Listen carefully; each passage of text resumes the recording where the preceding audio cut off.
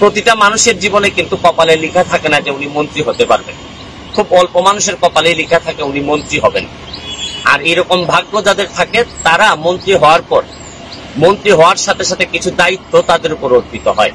Every achievement comes with a responsibility. আপনার জীবনের প্রতিটা অর্জনই কিছু না কিছু দায়িত্ব নিয়ে আসে। আপনি যখন একটা মন্ত্রী হিসাবে আসেন তখন আপনাকে বুঝতে হবে যে আপনি কোনো অঞ্চলের মন্ত্রী না, আপনি সারা বাংলাদেশের মন্ত্রী। সারা বাংলাদেশের মানুষ পৃথিবীর যে জায়গায় থাকে না কেন এই সকল মানুষের মন্ত্রী আপনি। আর আপনি যদি কখনো পররাষ্ট্রমন্ত্রী হন তাহলে ধরে নিতে হবে সারা পৃথিবীর মানুষের বুঝগম্য হয় এরকম কথা আপনার দিয়ে পৃথিবীর মানুষ আশা করে।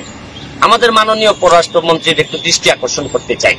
আমার মাননীয় পররাষ্ট্রমন্ত্রী, আমি জানি যে উনার ভিতরে কোনো দুই নাম্বারই নাই, উনার ইন্টেনশনের মধ্যে কোনো দুই নাম্বারই নাই, কিন্তু আমার কথা হচ্ছে যে বারবার উনার বক্তব্য নিয়ে প্রবাসী এবং এই সরকার মুখোমুখি হবে কেন?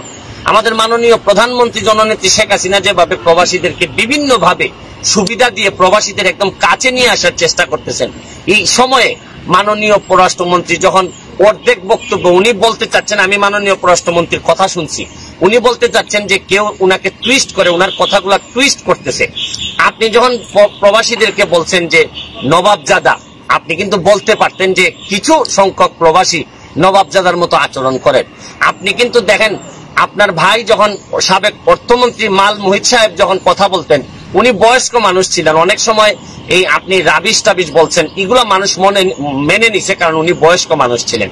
কিন্তু আপনি যখন তার ভাই হয়ে, আপনি একজন শিক্ষিত মানুষ হয়ে যখন আপনি একদম জেনারেল ভাবে কথা বলেন যে প্রবাসীরা নবাবজাদা, তখন সব প্রবাসী তো আর আমার মতো ব্যারিস্টার না, আপনার মতো এরকম ফ্যামিলি থেকে আসে নাই যে আপনার সব এরকম বলিষ্ঠ কথা এবং লুকানো কথা, ভিতরের কথা সব স্বাভাবিকভাবে মেনে নিবে। প্রবাসীরা এমনি থাকে দুনিয়ার কষ্টে। প্রবাসীরা যেখানে নিজের দেশের বাইরে থেকে মানুষ একটু সম্মান আশা করে, মানুষ একটু সম্মানের সাথে কথা আশা করে। আপনি যখন বলেন যে প্রবাসীরা আসতে পারে, আপনি বিভিন্ন কথা বলছেন যে লাখের লাখ মানুষ আসবে। আপনি বলতে পারতেন যে আমাদের আইন বিচার ব্যবস্থার অবনতি ঘটতে পারে, আমাদের এই ধরনের সিচুয়েশনের অবনতি ঘটতে পারে। আপনি কিভাবে বলেন যে প্রবাসীরা এইভাবে আসলে এত মানুষ বেড়ে যাবে, চাকরি থাকবে না, আর শেষে একটা কথা লাগাই দিলেন, দিয়ে বললেন যে আমাদের চুরি চামারি বেড়ে যাবে। তো এর মানে কি?